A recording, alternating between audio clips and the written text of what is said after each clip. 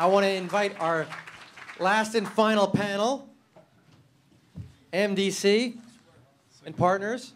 And I'd like to invite our moderator, a very dear friend of mine, Mr. Jared Hand. And there he is. All right, right on time. I love that. You like that? Yes. I like that. I like that. Okay. Don't miss this panel, ladies and gentlemen. Cocktails are still going to be there afterwards. Don't worry.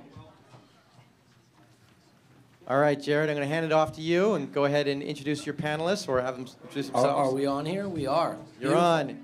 Okay, if everyone could just take their seats, please.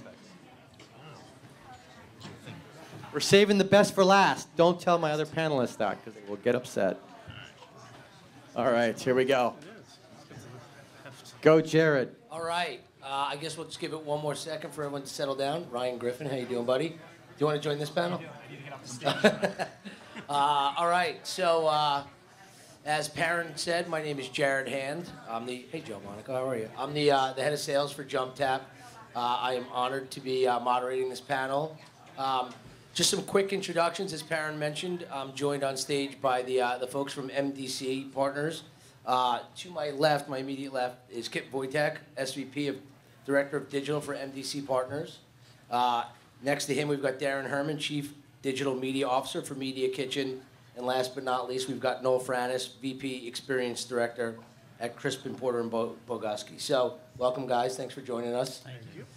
So I thought it obviously makes sense to start off with you guys telling us a little bit about what each one of you guys does every day in your roles, responsibilities for the agency, so at least these folks know who they're hearing from. So, Kip, why don't you lead us off? Sure. So MDC has about 50-some agencies, and I work at the network level, mostly trying to identify what are digital opportunities that the network should be looking at for mergers and acquisitions, working with agencies that are building out the digital capabilities, and I've recently started spending a lot of time focusing on the network role and our agency role, doing data and analytics, and sort of staying on top of that next wave. Sure. So I'm Darren Herman. I oversee 3 businesses for KBS, which is the owner of the Media Kitchen. The first of which is our trading desk, which I founded back in 2008, called Voytek Media Management. I oversee our ventures practice, which is investing in early stage innovation. Last year we launched it. Made 7 investments last year, another 3 this year, mostly around mobile and data companies. And then I also oversee digital media for the Media Kitchen, which is our media agency at KBS. I'm Noel. So as Experience Director at Crispin Porter Bogoski, I primarily have 2 roles, and this is the role of our group, really. And the first one would be the experience design practice itself. So we are architects for many of the experiences that our consumers, go through on their journey in interacting with the brands, and making sure they're A, as creative as possible, B, as imaginative as possible, and C, this ties into the second element, that they're as strategically aligned as possible, making sure that we are building out an ecosystem, one in which there is a, sort of an end-to-end series of triggers that get you throughout the ecosystem with no dead ends at the end of the day. So considering that we're the last group and a lot of questions have already been thrown out there, we were trying to think through ways to make this last one original. And so I actually kind of put these guys on the spot and asked them, instead of us talking about our successes and the successes they've had first and foremost and what they've done well, in the spirit of trial and error, I actually asked them to speak a little bit about some of maybe the harder lessons that they've learned, some of the things that they've tested and experimented with that haven't actually worked out as well. And if not in specific examples, at least what some of the key lessons that you guys are now applying to your business. So we'd love to hear what some of those overarching ideas are. So actually, I did think of a mistake. I could think of high-level themes back in the green room, but then I actually thought of a mistake that I witnessed, not so much as made. So just for the record, this was not my fault.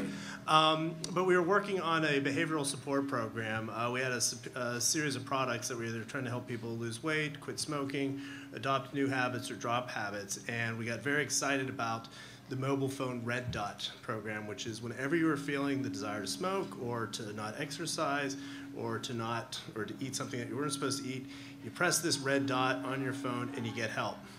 We sold it to the client, and or I should say they sold it to the client, and it turned out to be virtually unbuildable. It was an unrealistic behavior. People don't think to reach for their phone when they're up in the middle of the night thinking of eating or before they have a cigarette. And it was almost impossible to work. There was this level of you accept mobile is here, you want to do stuff with it, but you're still sort of not thinking about the user and you're not really plugged into the technology and have realistic things. I mean, it was a great idea if it could work, but there was too much thinking that hadn't gone into it, and one of the big things was just try and prototype it. Just show me how this works. In 5 minutes, we were able to sort of take it apart. But I think there is something about the newness and the excitement that makes you think, if we can think it, it can be built, and that's not always true. That's a good one. I've got two. Everyone clap for I my like mistake. that. I'll clap. What an awesome mistake. How big of a disaster was the disaster element? Well, I'm working here now. And, So. we're gonna, and we'll avoid the Freudian slip where you said we pitched it to the client, because obviously we're not talking about you. I'm going to go to two. One is a client, and one is just overall industry. One for the client, one of our clients manages a group of financial advisors, and we're working with a mobile ad network to make some click-to-call sort of display ads. And we ran those across the web, and the goal was when you needed a financial advisor, if you're on a financial site, literally one-click call, and you go into a call center, and you can speak to a financial advisor pretty quickly. We launched it, and there are 450 calls in the first 15 minutes. And from there, and of those 450 calls, there are 449 hangups within 1 second of that of someone picking up from the call center. We let it run another hour just to see how it was doing, and there's about 900 calls, of which about 880 were immediate hangups. And we literally had to shut down the campaign. And the reason for that was a lot of errant thumbs on iPhones and Android devices that weren't meaning to actually call. It was an expensive mistake for the client because they pay for every single phone call into that call center. And we haven't relaunched that campaign. We sort of took it in a whole different direction, but that was a big learning that we had, at least for right now, on a lot of the click-to-call. So just a quick question on that, right? I mean, I think we all talk about, trial and error and learning, and on one of the earlier panels today, somebody had said, look, we're kind of all in this together. We're all responsible for finding models and building models that work. And ideas come from all different places, and we all have to have skin in the game, right? Mm-hmm. Are you finding that your clients, when you're talking about these types of mistakes, are they accepting of those mistakes and taking them as learning experiences? Because from the sales side, we obviously, tend to push the envelope, but always want to think of something that's never been done before. Like, what is the threshold that you really have to be mindful of? They tend not to be accepting if you don't manage expectations. It's all about expectation management. And so for each plan that we work on, what could go right, what could go wrong? And more often than not, things do go wrong.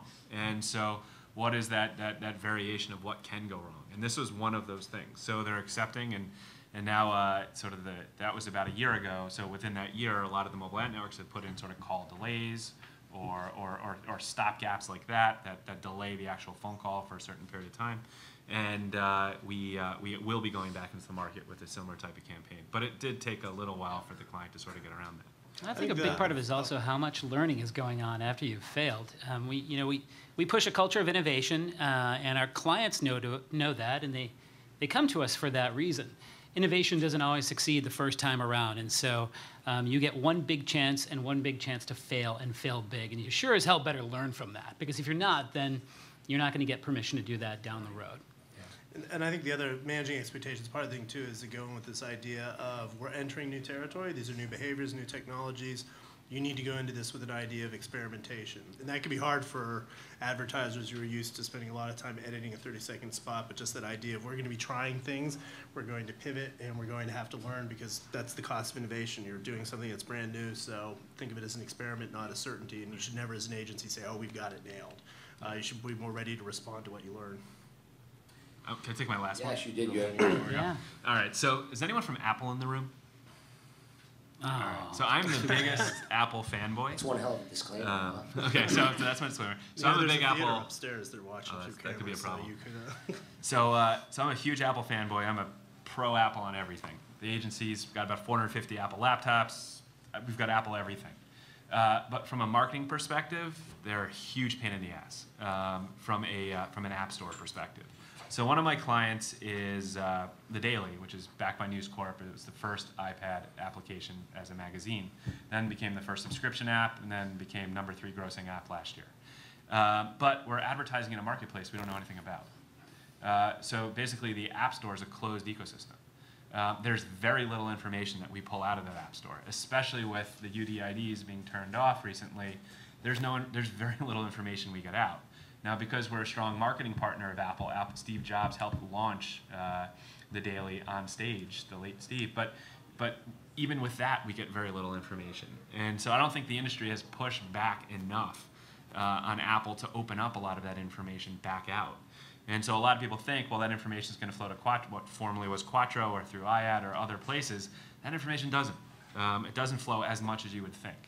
And as an industry, I mean, we've been talking to our Apple developer reps and other folks, but I think we need to push a little harder on Apple to help open that up if we really want to put marketing dollars in pushing apps in the app stores. You talk to any smaller app in the app store, their marketers are hands up in frustration because they don't know what's working or what isn't working. So it's tough. So as you're talking to your clients who are in the development game, they're developing assets for different platforms, whether it be mobile web or the applications, different operating systems, you see the ground shifting beneath our feet, right? Different operating systems, function in different ways with different things they allow on their platform. What are you hearing from with some of the recent changes that are going on? What are you hearing from your clients? Knowing that there are other options out there like Android, knowing that mobile web. I mean, I think the mobile web versus app debate has been ongoing. Do you see any of that shifting in a decisive way, with some of the experiences you're having? So we've been at a standpoint of less of an or, more of an and. So if it's a Boolean statement. So it's Apple and. We haven't gotten to the point where it's Android or. And so for us is being on as many different touch points as you possibly can, because you never know where your user base is going to come from. So I don't want to rob Noel of his opportunity to tell us of any one of his big blunders. So, Our big failures. I wanted to tell you a little bit about the sort of the feature-itis element. We all think that we were going to start off building something that's amazing. It's going to solve world hunger and slice bread at the same time. And we definitely had some feature-itis stories to tell with the Pizza Hero iPad app that we released and then re-released just recently. It was released in the fall and then re-released recently. It's now a recruiting tool. And that's great. It could definitely suffer from that, and it did in the beginning. But the one where we actually had the most learnings, it's based on the old theorem that the best mobile mimics analog experiences. So it's got to fit into existing behaviors, find a way to actually get people to relate to it by taking on something that we all do every day. Give me a chance to do that digitally. Now, this wasn't the most complex app, but we had a way of making it such, and this is the Jello Jiggle-It iPad app. Very simple, perfect for kids. There's a huge cube of Jello. You find music, you touch it. It vibrates to the song. Super simple. It's probably about 15 minutes worth of enjoyment. And as a parent of 2 young kids, I can guarantee you that on a Saturday morning at 6 o'clock, when they come in the room and they want to sleep and all you want is just another half an hour of sleep, you slide them the iPad. And that's what that buys me. Now, it's very simple now, but what does it take to get something that simple? And of course, we all know simplicity is deceptive because it takes a lot of work to get there. I think in one round of this Jiggle-It app, we probably had this Jello cube dancing, doing kung fu moves. You could customize your own block of Jello. It was probably, yes, slicing bread at the same time. Nonetheless, these are metaphors that people don't understand, that they don't want to take on. If you're going to download, for Pete's sake, a Jello Jiggle-It app, let the Jello jiggle, my friends. And that's the learning. What's the shelf life on something like that, right? I mean, I think developing great apps is no inexpensive endeavor, right? Mm-hmm. And the space on somebody's deck, right, on somebody's phone is extremely valuable, right? So people are extremely selective about what they download, what they keep, what they remove. So when you're working with a client and you're putting a lot of time and energy into developing an application, what's the expectation on the client's part around that? Is that something that is their primary presence for the next year, or is it, hey, that ran for 3 months, it was great, let's go back in development and come out with the next hot thing? Sure. I think it can be a couple of different things. In this scenario, the plan is to build out modules so that over time, people might want to customize, or there are ways to compete against other folks, or maybe it's a multiplayer game with you and me in the room, or I'm playing with others on the network. That's not something it makes sense to necessarily launch with right out of the gate because it's not something people even understand. They don't know the core idea yet. In this case, it was definitely about evolution, but I certainly see the argument for having this being something that sustains momentum outside the campaign window. So if you've got a quarterly campaign window, that's fine. You've got this series of dips and rises along the way, but what's going to allow you to keep momentum going throughout? A lot of us use social for that reason, and social games. This was an example where it all came down to the iPad to fill that role. And I think that's a big problem for clients and agencies with mobile, because with digital, with interactive or just doing things on a PC, the campaign thinking kind of made sense because you could sit and watch something for a few minutes and do things. But when you have a device and you're on the move, there tends to be a little bit more urgency and a little bit higher threshold for, was this worth my time? I mean, there are time killers, and it's one of the ones where it's important to do the and thinking. It's not a campaign or a platform, a longer term thing. But particularly with mobile, I think it's worth agencies and clients getting their heads in the space of, is this something that's of value over time? Is this something that's useful over time? And I think that's really important on the web, but I think it's doubly important on mobile, because it's usually people are picking this up with some need to do it, or they want to play a game. And fitting something in between there can be really tricky. So thinking of longer term value is a habit that's doubly important to pick up in mobile than it is just in digital in general. So I think we could probably all agree to arrive at what that needs to be, right? To deliver that long-term value, you have to understand how the device, whether it be, you know, this pedometer, or an iPhone or an Android or an iPad, and that'll come into play sooner or later. That's out there for a reason. But it's understanding consumer behavior around the device, right, and how it fits into their lives. You had just mentioned, Noel, that you have to kind of look at kind of the analog and what's kind of natural behavior for people and be able to tap into that. But at the same time, aren't we seeing the advent of new behaviors that we hadn't seen, you know, via other mediums, or either you know, in life as well? So is that true, or are we just seeing, you know, slow evolution of behaviors that are just morphing into something new and different? Sure. Yeah. What a great question. I think that the easiest experiences, the ones that are easiest to create, you don't spend a lot of time building, you're going to have a fair amount of success if you're adapting to existing behaviors. When you're trying to force a whole new type of behavior, though, there's got to be a reason for me to understand it, for me to participate with it, and ultimately for me to care. And that's a very, very hard sell on folks, especially when they've got that 1 minute of attention upon a download, and they've got to make some decisions. And if it's too complex, they're out. So, you know, getting to, in terms of creating new behaviors, there still has to be some way to adapt, or at least tell a story that is rooted in the world that we understand. A few years ago, we created this Best Buy movie mode. It was a companion to Despicable Me, the movie. You guys remember the Minions? They spoke gibberish. Well, we developed with Best Buy, who didn't want to necessarily sponsor the movie. They wanted something a little bit more integrated. We developed an app that would then translate the Minions gibberish into English right there on your phone in real time. There was a lot of work going on to sync the phone up with the screen. But ultimately, this was something that, no one's thinking, I need this in my life. So we've invented something new, but it's a new way to enjoy movies. We all know what translating language means, and we all know what it means to have a guy who's up there saying nothing that you want to hear, what that involves. So we just built something that sort of scratched a little mental itch that people might already have, instead of trying to steer a whole new series of interactions like, I don't know, bump your phone with the person next to you while you're in the movie theater. That sort of thing wouldn't go. So there still has to be a fair amount of adaptation. And I think I just want to underscore the prototyping question too, because I think there's still this question of, see the thing partly built, and throughout MDC and a lot of our agencies, if not most of our agencies, there are people who can go beyond the comp, because the screenshot always looks appealing, right? It's very polished and the app's going to do this. But to actually sort of remind people of, oh, you know, Google Maps still stinks when I'm waiting for the map to load, or something that actually shows the thing getting built. Because I think it's great, you know, new behaviors, you may want to do it, but see what it feels like and do that experimentation first. And so that's part of the experimentation and tinkering. You guys have like 100 engineers, KB's got dozens, to just put stuff out there. And it's really important with mobile, because you're trying to force behaviors into really tight. It's like 56K back in 2000. I mean, there are a lot of challenges. Good old 56K. So we're talking about developing great consumer experiences. You know, obviously, you know, Jumptap is in the business of helping clients also understand how to kind of cut through and get, you know, great developments and great creations recognized and and downloaded or discovered.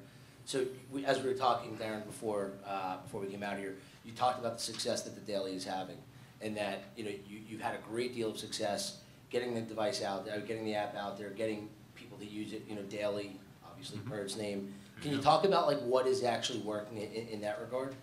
Sure. So for the Daily, it's a two-pronged approach. Is anyone a subscriber to the Daily here? All right, so we got a couple of hands. Anyone downloaded the Daily? All right, we got to work on that then. So what we're doing on that campaign is the Daily is literally a magazine that comes out every morning at 4 a.m. And all throughout the day, it gets updated. And it releases every single day anywhere between 60 to 70 full-length articles. And they'll use any communications medium to tell an article, to tell a story. So that could be anything from a panorama photo to an infographic to text to video, whatever it happens to be. And so what's working for the Daily is when we actually take the content out of the Daily and seed it across the web.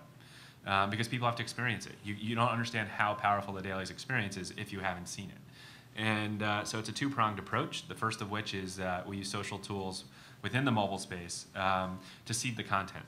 And that can be everything for Twitter and all of its sort of native third-party sort of reader apps, all the way through to companies like Outbrain that help us distribute the content. And then what we do is we do some hardcore sort of DR sort of mobile banners and mobile video to drive the downloads.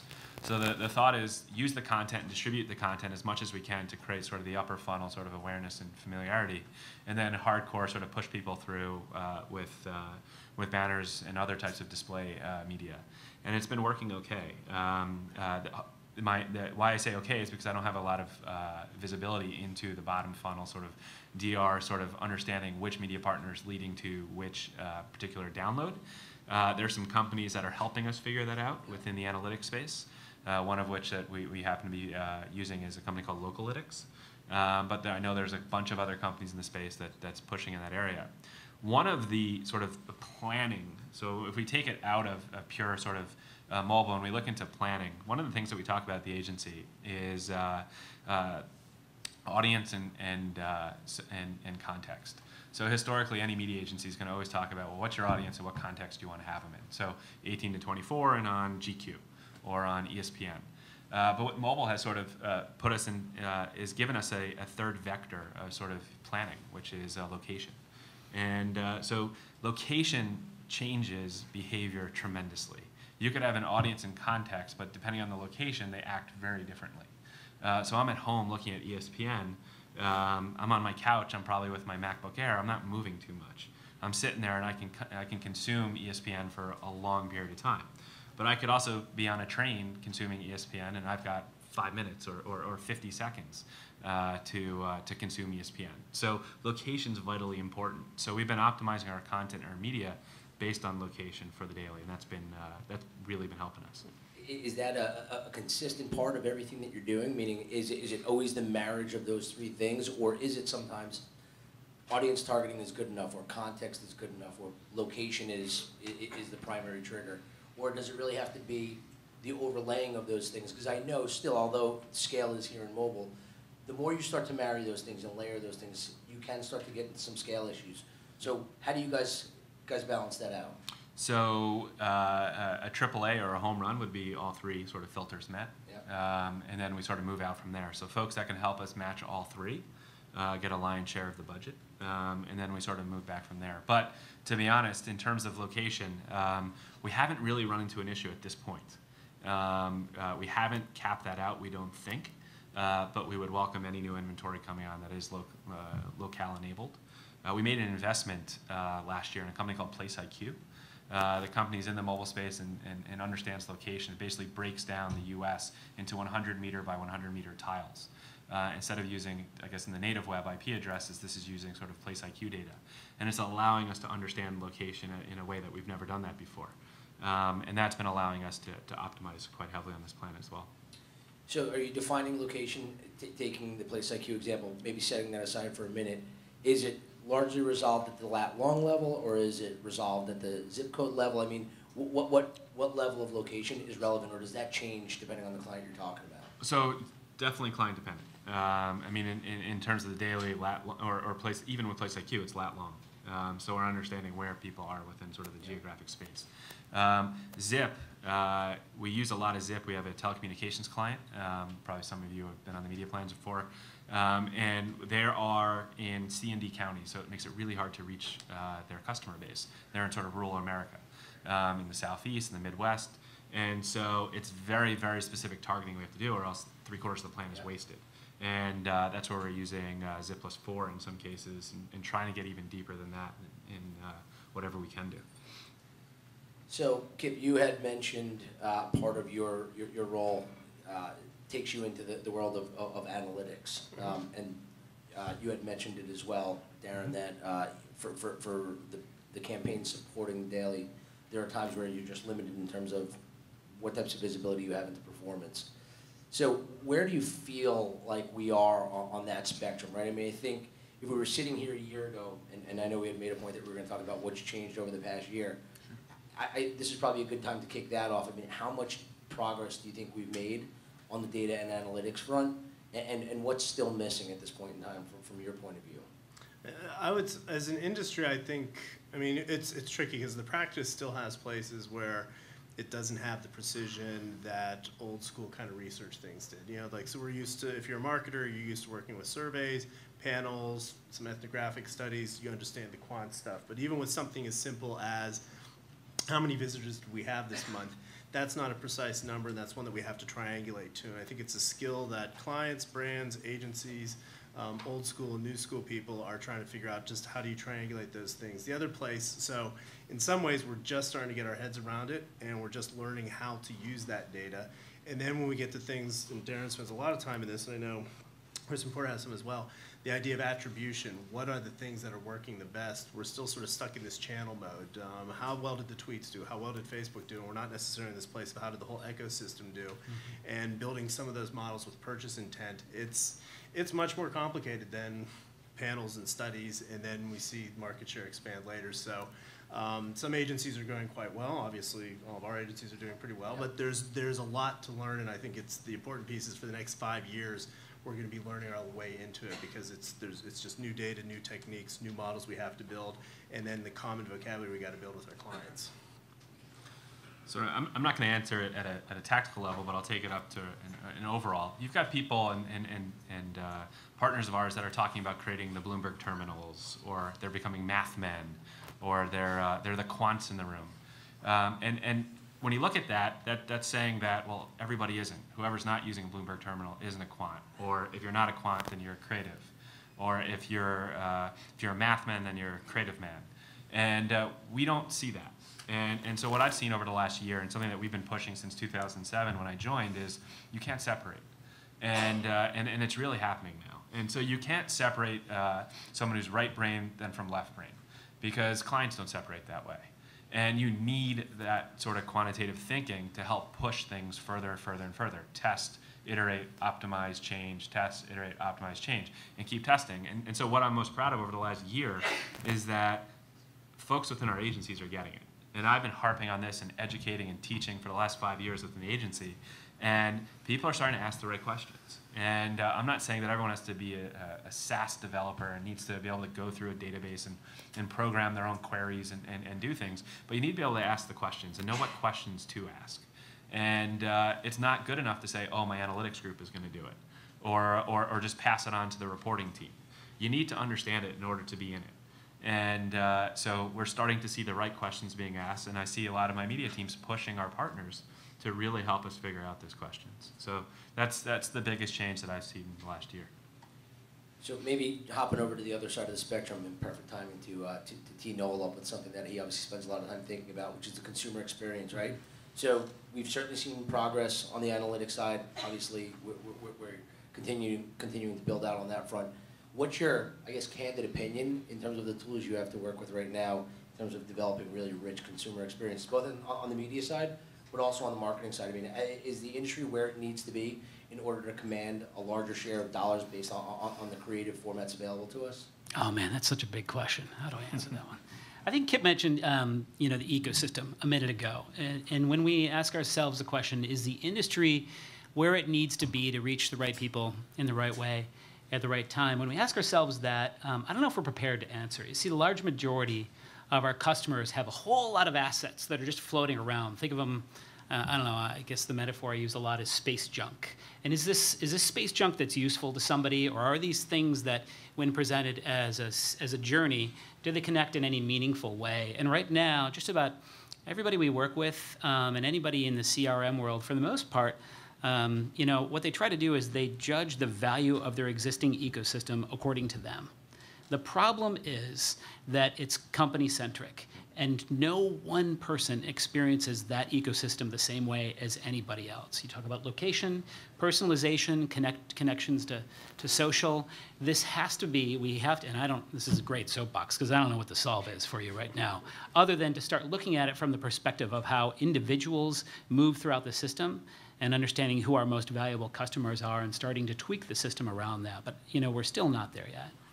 So while we were preparing for this panel about a week ago, you had brought up the term intimacy and how that relates to media and what that means in mobile.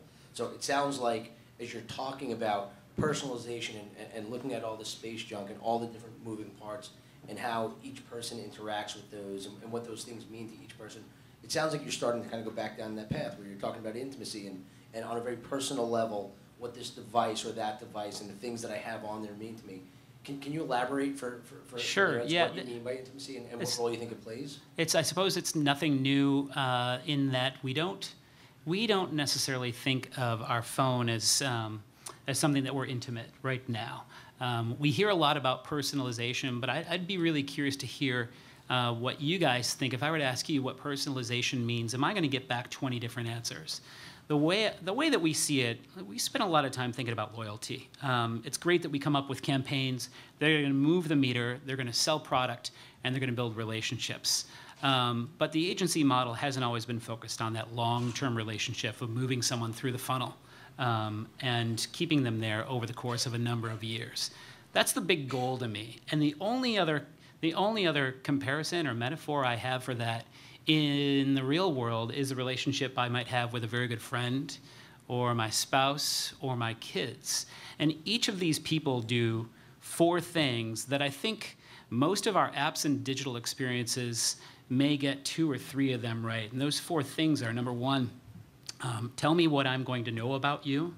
And that's certainly an area where we know there's an awful lot of knowledge, whether at the carrier level, the manufacturer level, and sometimes at the app level. Facebook, for example, they know an awful lot about us. The second element of that is understanding what are they going to do with this information.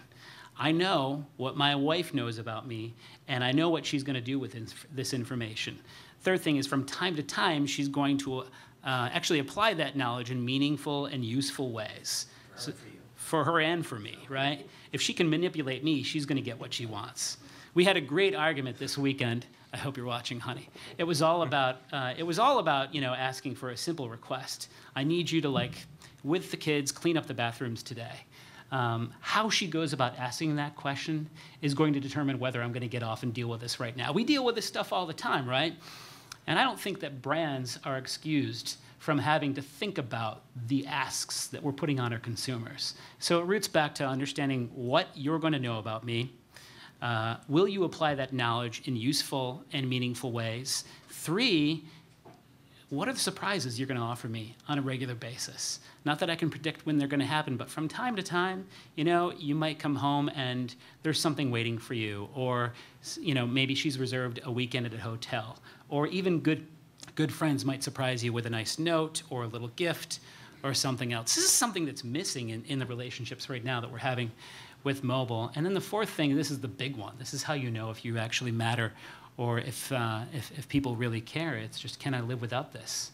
Can I live without this person or this app? And when I look this up right now, God knows we're intimate with these phones. I'd say on a scale of 1 to 10, maybe more intimate than a lot of the relationships we'd have. It's probably a 9.5. And I'm looking at this grid of apps, and the ones that I can't live without, there might be 3 or 4 of them on here. It's great that we are going down this road that creates amazing sort of one-off experiences. And I think of them as sort of like Wonder Bread in terms of nutrition. But what are we doing that's going a little bit longer than that? It's fine. I just the other day, no, we were at South by, and everybody had Highlight, the new local social friend-finding app, to find interesting people around you. And we all sat at the table. There were 7 or 8 of us getting drinks, and everybody was pulling up their Highlight. We're good friends. And I just stepped back for a moment and realized, wow, 7 or 8 good friends sitting around the table trying to find other interesting people to talk to. There's something that's a little bit messed up about that. So I'm just looking for a little more humanity, man, and I don't think we've pulled it off yet. All right. Actually, I don't know where we are on time, but now's as good a time as any to throw it out to the crowd and see if there's questions before we kind of round out some of our questions up here. Questions, ladies and gentlemen? We have one up front. All right, here I come. At the end of the day, I'm a little slow. Well, this is going to be awkward, but since you talked about intimacy, you guys are all dudes. I've seen a lot of dudes, and I'm interested in dudes, guys. How, I mean, are you guys seeing, for instance, really different behavior in, depending on gender, depending on location, depending on all those things? I mean, because I've been working for the interwebs for a long time, and I actually date back to being a risky buyer online. And there was this whole thing about women not buying stuff online because it was so dangerous and blah, blah, blah. But see, that Highlight thing is a very interesting example, because I think there was a developer a couple of years ago, and she basically developed something so that somebody knew where she was all the time, but not Foursquare, somebody who knew her to make sure that she was okay. So I'm interested in that, because that certainly might be a thing I wouldn't want to take off my phone if I needed to. Mm-hmm. But I'm just interested in what you guys have been noticing, and you're all awesome guys, about differences in the application and the intimacy that people are finding with their applications. You mean we're awesome for being dudes? Dudes are all awesome. I'm just interested in the difference that you have to bring to the table to make sure that you're, I mean, you obviously you're not going to use the same thing. A mom is not going to use the same thing as a single woman. A dude who's playing a game is not going to be the same person who's a woman playing Words with Friends. I mean, that's just obvious. But what are you noticing, and what are you noticing where people are dropping off, depending on who they are? One of the things that's interesting now is, so I've been doing interactive things since about '97, doing computer games. And the leading behavior setter person was the 17 to 24-year-old young male of whatever stereotype. So, like the nerd stereotype. So dude is a nice step up for me. I've gone from nerd to dude. But I feel like now we're actually taking our cues from things like Pinterest, mommy blogs, and just the general mother and mobile behavior, because those are the places where you more quickly find the truly indispensable things. Maybe not necessarily the intimate ones, but those are the behaviors that a lot of conversations start with ahead of the traditional early adopter, gadget freak, young guy place. So I would just say that is like as a starting point and where you're looking for the future behavior. Blogs actually became much more important in the mommy space. Texting became much more important, a lot of the application apps, and then I think we're all still trying to get our head around where Pinterest is going and what it actually means. So they're actually the bellwether now. Come on, dudes. Nothing? Any other questions? Well, I'll go a little more on the dude thing. I think it just depends on the client, too. We try to do a little bit of certainly knowledge leadership stuff that is aside or outside what any client is doing, so we're on top of our game. But for every client, we do have planners and ethnographers who go out and spend time with the audiences. One of our clients is Old Navy, agency of record for them. So in building a shopping app for them, we learned a couple of interesting things. I suppose it wouldn't be a surprise to say that moms are very busy, and they don't want to fool around right now. They look for snackable moments when they can share their experiences or learn something new. The in-store ethno that we did with a few women actually led to change the entire way we look at building out their shopper app. Go get the Snap Appy app for Old Navy. What we did when we found, when we trailed these women around, is that a few of them, in addition, of course, having their smartphone with them, a couple of them brought their stopwatch because shopping was a game for them. That's the only way they could cope with the chore of having to go out, buy stuff for everybody, and they had 8 minutes, and that was it, and they're going to go. And when you take on that perspective, that's going to change your ethos and how you approach this audience. So dudes or not, you know, I think it's just a matter of making sure that we're spending the right time with the right people to understand their behaviors. I'm gonna not to beat a dead horse, but I'm gonna chime in a little differently. I think it's a yes, but to answer this, I don't think it's about male or female, because that's just bucketing females all as one type of person and males all as another. And I think we're in a world now where we're reaching microsegmentation or hypersegmentation. And not all females interact the same way with media, and not all males do either. So based on the age segment that they happen to be in, based on the location they're in, and based on the context, they act a little differently. We know that women, coming from the video game industry, we know that women play a certain type of game. They play a lot of casual games. But when I look at senior citizen males as well, they play that game segment as well. And when I look at people that are commuting, just whatever their gender is, they're playing casual games too. So there are certain places to reach women in a certain type of way, in a certain experience that somebody can build, i.e. Pinterest is very visual. One of my clients is Justin Bieber, and we've done a lot of mobile extensions for Justin, and he is rabid amongst the young women. And one thing that is such an outlier to us with that is bumping phones and socially sharing information so quickly. So we created this charm app where you can build this certain kind of charm that came on the Someday perfume that came out from Biebs. And women just shared their charm. Dude. They were bumping their phones back and forth. It was just something we saw, and males just did not do it. Another client is Sesame Workshop, and we're advertising towards parents and caregivers for Sesame Street. And the big thing that resonates really, really well within a certain segmentation of young moms with kids under the age of 5 are images, but specifically images that have call to actions for their little kids. So not just advertised to me, but actually advertised to my children when they're actually sitting on my lap, so that we can play whatever that fun little game is. So I like to look at it as sort of micro-segmentation, whether it's a woman or a male, but what age, what location, and what context. So males don't bump their Bieber phone in public. Tell us about your private life. Any other questions? I actually have All right. just two Go, last, Jared. and then I'll shut it down. But so we talked a lot about, you know, some of the clients that you guys are working with, from Old Navy to Daily to Biebs. That was an interesting turn in the conversation. But are you guys seeing any rhyme or reason to which categories of advertisers are embracing this medium, or is it really just kind of random based on individual comfort level and preference?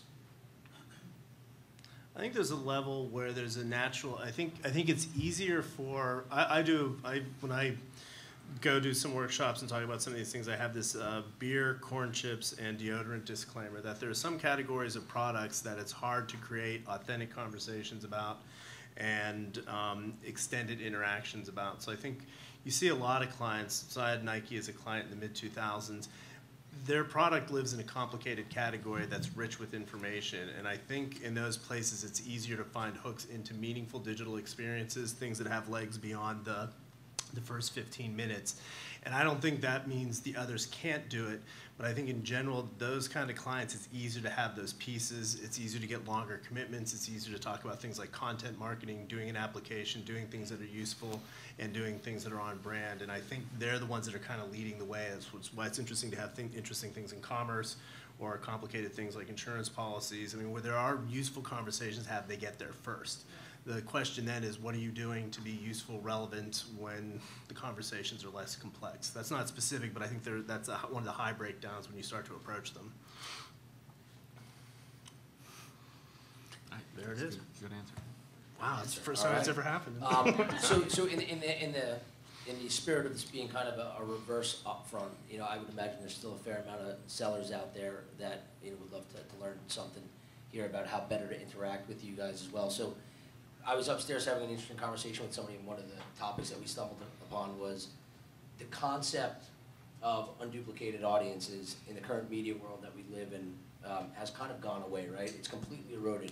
Once upon a time, 4 key TV networks, if you wanted to reach females, 1834, you advertised on this network. If you wanted to reach men, you advertised on that network. They all kind of owned a piece of the audience. Modern day, you can reach any one of you in 1,000 different ways over the course of a day, right? and almost at the same time with the way that we multitask across media.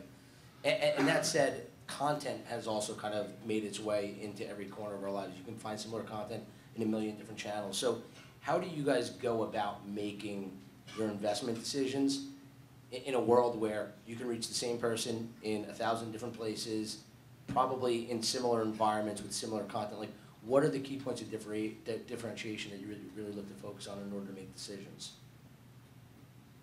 So I'm going to borrow from one of my colleagues, Bryant, who, he's got this notion of, maybe you all work with this too, but the notion of perceived ubiquity, right? Like, if we don't have Coke dollars to spend, how are we going to at least give the perception that we are as ubiquitous as Coke, regardless of whether, you're selling electronics or pizza or jeans.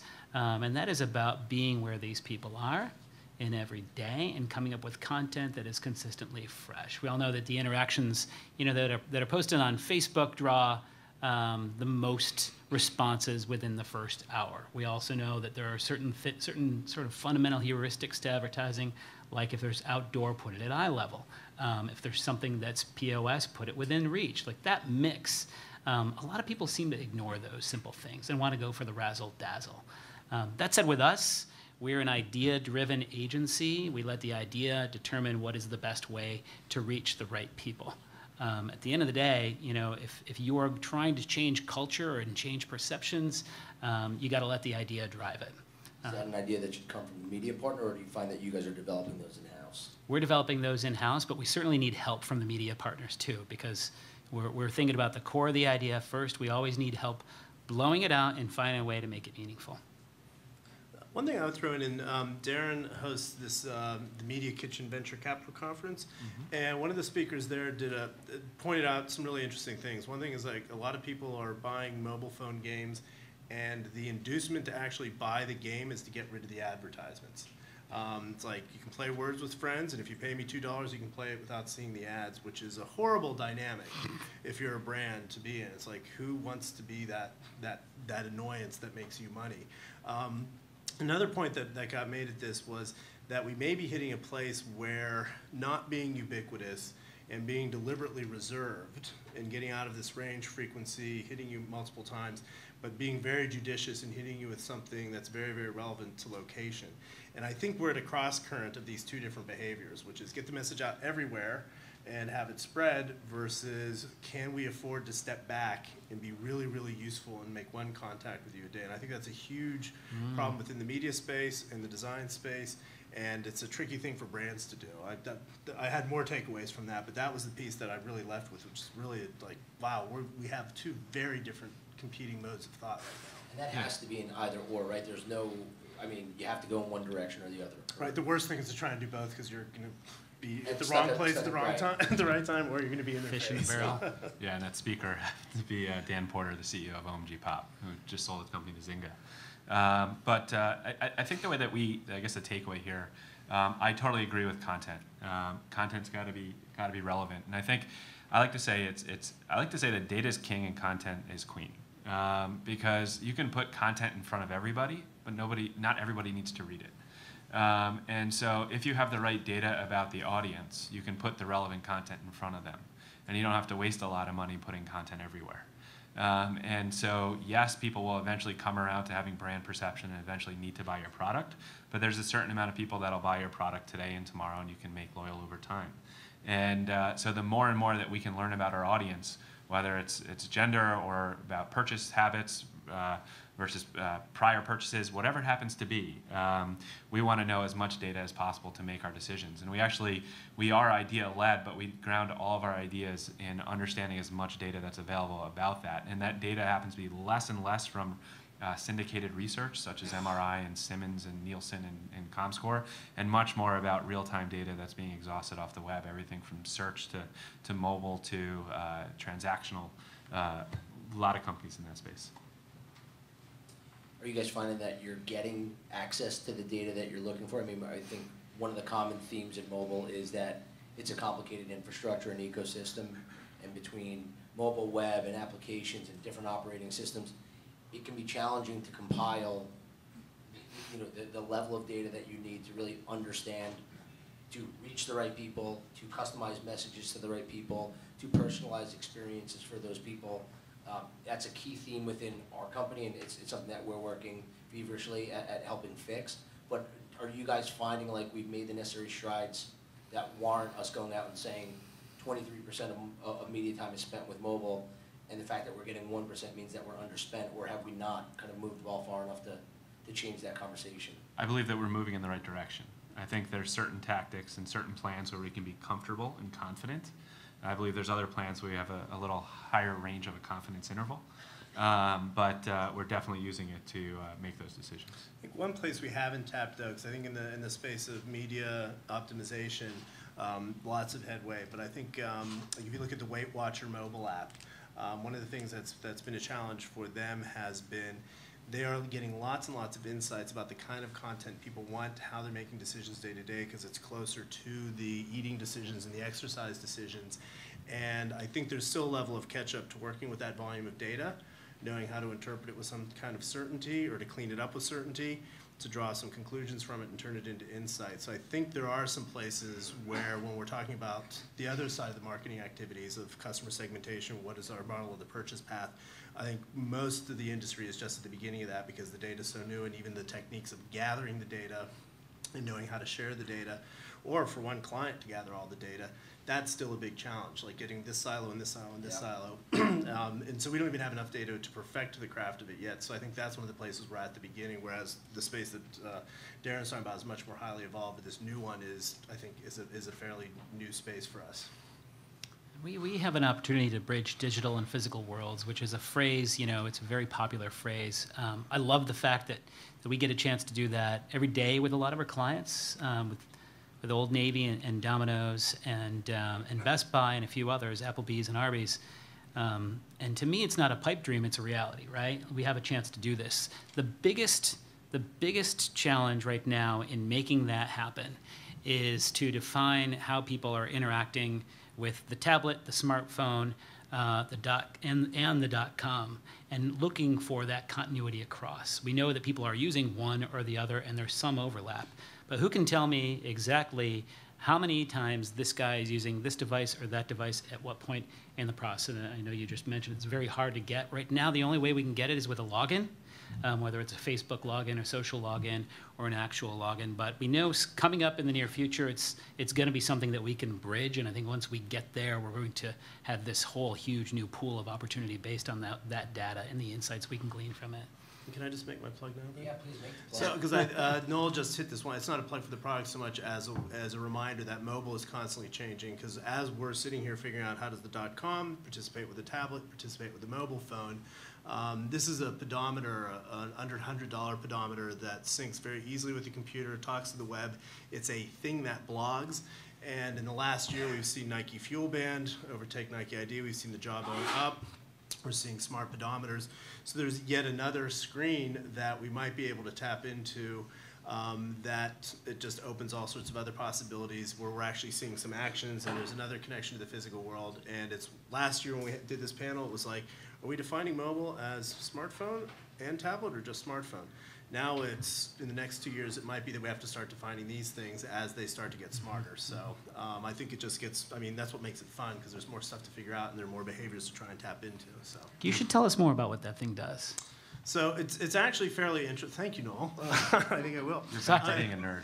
I'm doing this for a public health policy project, but it's a pedometer that has a nice touch screen on it. And the piece that's really interesting about it, the same way Nike Fuel Band gives you fuel points, you earn energy points with this, and you can use these energy points and convert them to donations to a charitable cause.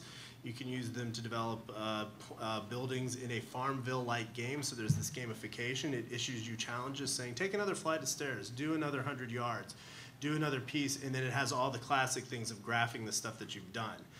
So it's that quantified self piece, it's gamification, it's inducing some behaviors. It's a device, coming back to your question, that over-indexes for purchases by women. It's closer to 75% for women, but there are other performance pieces with that. So this is my newest mobile device, and I just realized that this morning in the cab coming up here. I was just like, oh, right, there's another screen. There's the first screen, second screen, third screen, fourth. Who's sponsoring this? Well, this particular one is Strive, and this is just because it's the sample that was given me to work off of. But there are I just lost my Fitbit. I'm very sad. And there are a bunch of these out there, and we call them things that blog, and I think that's going to be a very interesting kind of. Again, it's connected to a specific activity, but these can become geolocation. These can become connected to any number of things. You said it was a public health project. I'm doing this for a public health project as research in advance of a test that we're going to do. So I guess we'll throw it to the crowd one more time for questions and then wrap Final up. time for questions? For cocktails? Questions or cocktails? I guess it's cocktails. Gentlemen, thank you very much. Okay, just real quick in wrapping this up, I want to thank all of our sponsors, our speakers, Mr. Tim McHale, who helped me put this together, Mike, who's upstairs, did all the beautiful signage, my crew from Jumptap, who kept me sane through all this. We have cocktails upstairs, sponsored by Weather Channel. So please make your way upstairs and enjoy. Thank you guys, everyone.